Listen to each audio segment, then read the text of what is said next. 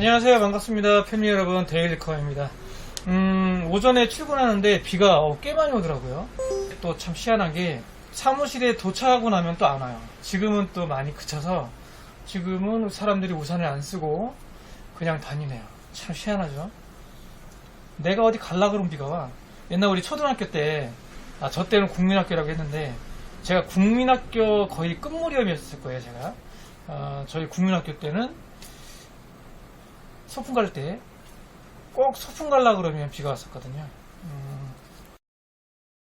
자, 오늘도 조립 PC 한 대 세팅을 합니다. 오늘은 보통 사용자들이 무난하게 사용할 수 있는 구성품을 준비를 해오셨어요. CPU는 라이젠 5600X, 또 오랜만에 5600X 보네요. 라이젠 5600X. SSD, 요즘 SK 하이닉스도 삼성 거에 못지않게 많이들 사용하시는 것 같아요. SK 하이닉스 P31 M.NVMe, 얘는 용량은 500GB, 메모리는 삼성 16GB 2개 3200MHz. 쿨러, 예전에도 한참 많이 사용했었는데 CR1000 오토 RGB일 거예요. 네, 오토 RGB.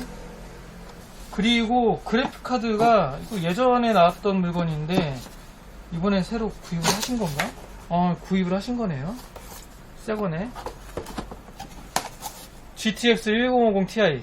야, 이 물건이 어디서 나왔지? GTX 1050 Ti.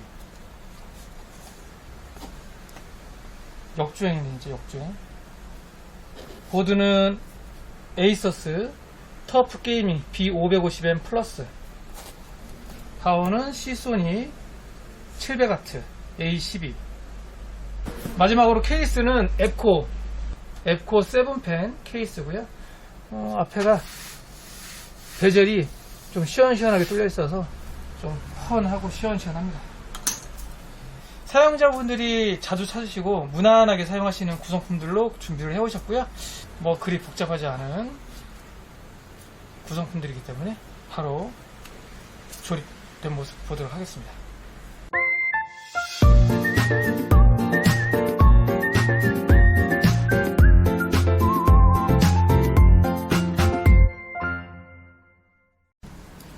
자, 이렇게 해서 라이젠 5600X 그리고 GTX 1050 Ti 조립 작업 완료됐습니다.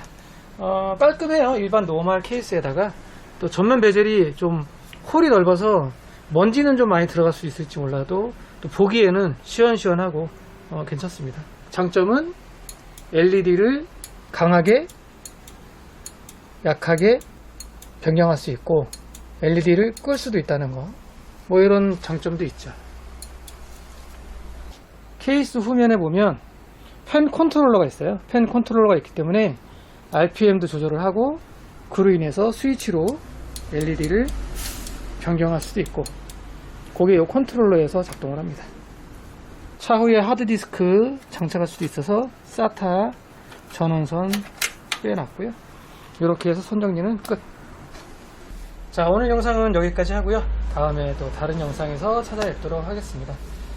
영상 끝까지 함께 해주셔서 감사합니다. 안녕.